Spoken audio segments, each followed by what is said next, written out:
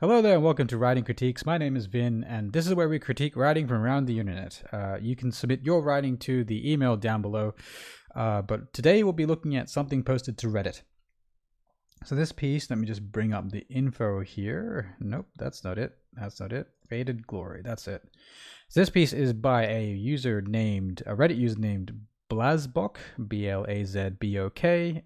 This is from a book, I believe, called Faded Glory. It was posted on Fantasy Writers, and it is genre is fantasy. Let's go straight into it. I've got my virtual AI assistant tallied up here, ready to rock. This is about a chapter worth, and so yeah, 1,000 words. So it's not too long. I'm just doing the opening section here, and then we'll see what we think of it. With that, I'm going to be starting my AI assistant in 3, 2, 1. Faded Glory. The chamber was dark and musty. Smoldering coals glowed red in a massive fireplace parallel to a large bed draped in white sheets. An elderly figure rose gently and sat on his bedside. He was shirtless, his physique lacking the athletic build he once cherished. It spilled outwards into a gut, and any definition he had in his youth had now been soiled by greasy meat, wine, and ale. His face was engraved deep by wrinkles with scars hidden below their folds, some from battle, others from his self-deemed unruly wives. He wiped his oily graying hair back over his balding scalp and sighed. He stared into the coals, slowly coming to realize what day it was. His anxiety began to well up inside of him.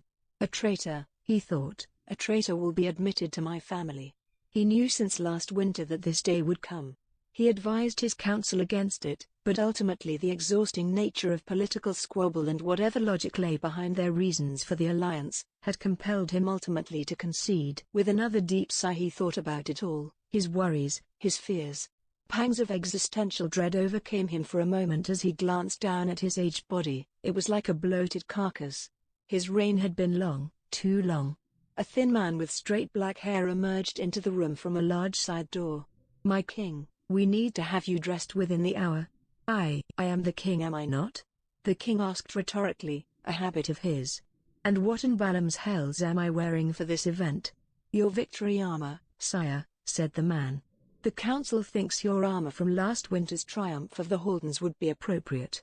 "So the one that pinches my fucking back when I get up from a chair?" "Yes, that one." The king slightly rolled his eyes as he slid off the bedside, placing both of his feet on the cold marble floor. "And how are those poor bastards, Lions?"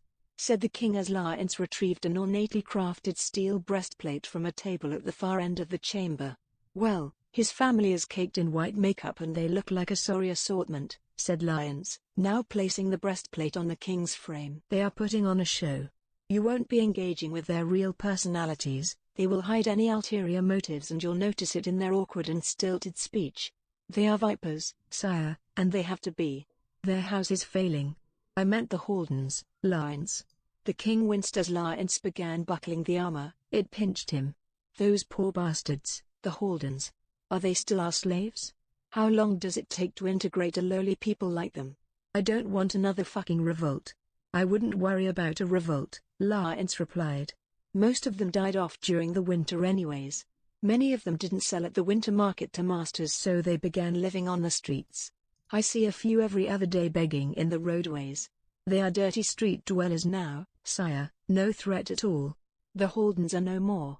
Lions finished adorning the king with the rest of his armor, placing a golden leaf wreath over his head and strapping a long red cloak onto his shoulders.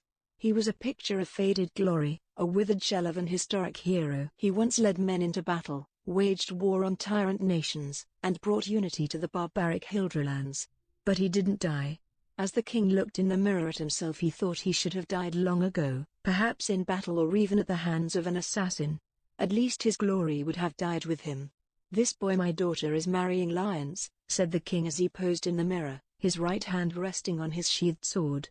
"Do you think all those rumors are true?" "Rumors, sire? Arg, don't feign ignorance with me." The king turned around and looked at Lions. "Do you think he prefers the company of men?" "My king, I would not know," said Lions with a look of confusion. "Mere rumors. The masses talk and talk. Remember what they say about you and your beloved Therese? Fuck the masses." The king's face bent into anger. "My poor wife. I held her until the end. I held her, lines. I held her. I would never harm a hair on her head. Now look at me, they think I'm a monster because I've lived too long. They think virtue declines with age. I'm the bitter king who is drunk with power. Well, why am I ceding the throne to that boy princess from House Dedrin? Why am I doing anything? He isn't an awful prince, sire. He did slay that dragon last summer in the Hildralands. Apparently the Dedrins held a week-long festival in his name for their entire kingdom.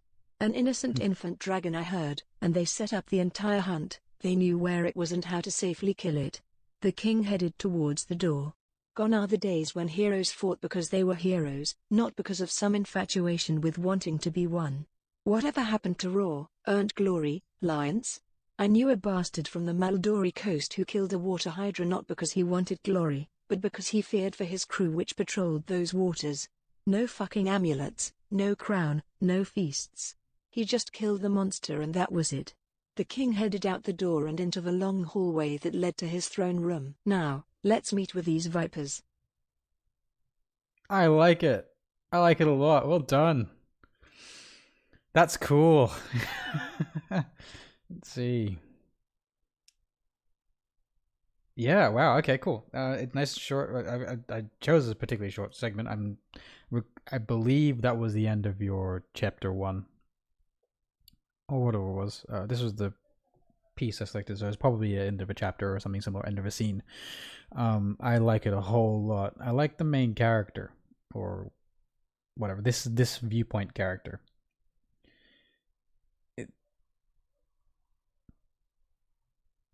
Yeah, just take it in here for a hot moment here, gathering my thoughts. It really kicked in for me when he started swearing. I don't know why. Maybe that's just my that's just my thing. I don't know. I found him really funny. When he really started cracking wise, that's when I started liking the scene. Before that, like honestly, when I started reading the piece, or when my assistant started reading, and it opened with "The chamber was dark and musty," I rolled my eyes. Like internally rolled my eyes. That is such a fucking generic kind of setting for the opening of a fantasy novel, you know?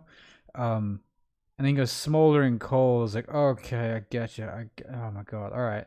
Which book am I reading again? Is it that generic one or the other generic one?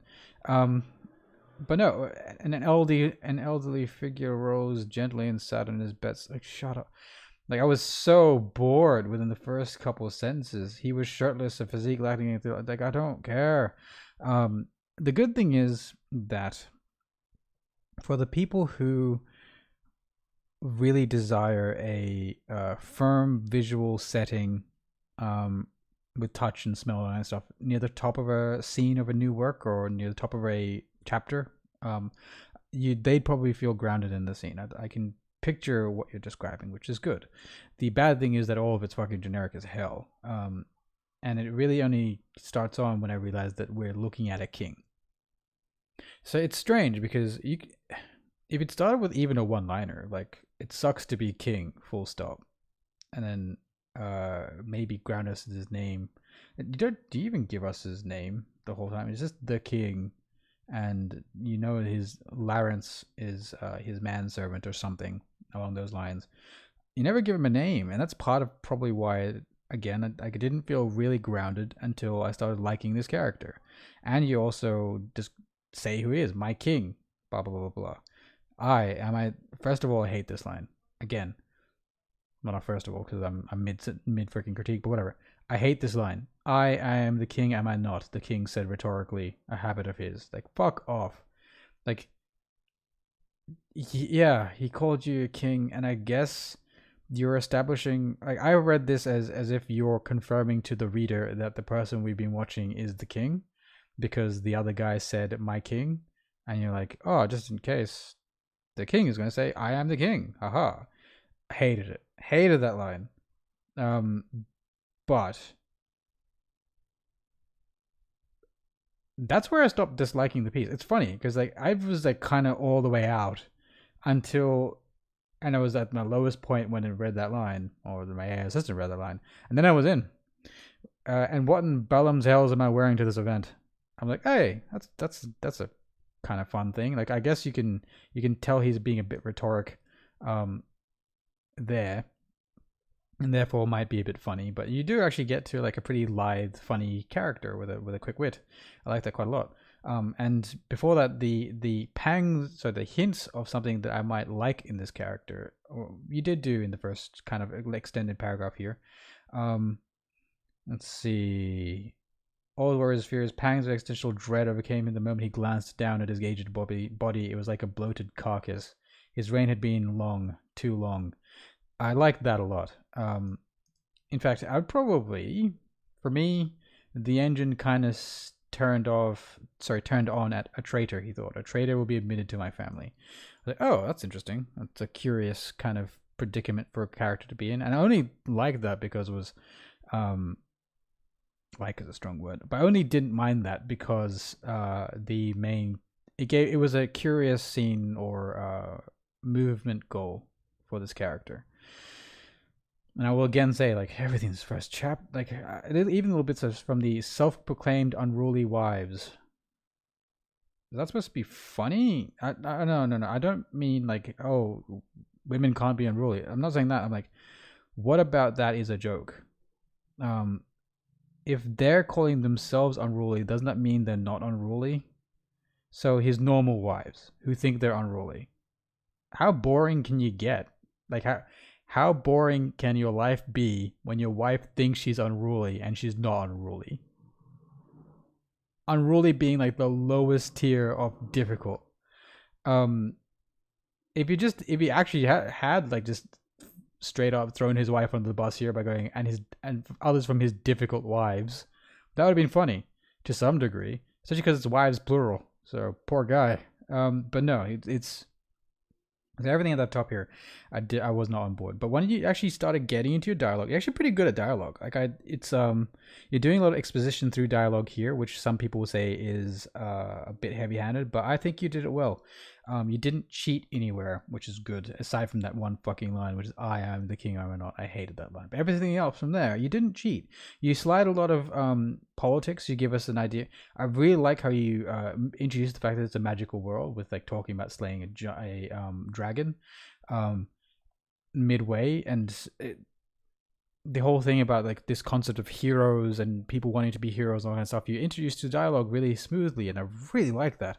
I love the cold practicality of this Lawrence guy, describing how this other slave race or equivalent Haldens have just been integrated by now. Well, not integrated smoothly. They're fucking street urchins and shit, but they're integrated by now, which is good. Like that was a really smooth, wonderful way to do that, and that was like you have some chops here regarding dialogue. I don't know if I'm on board with your prose. Sorry, well, I guess your description and your scene setting, but your dialogue is solid, and that carries this. And you're funny when you want to be, which is good.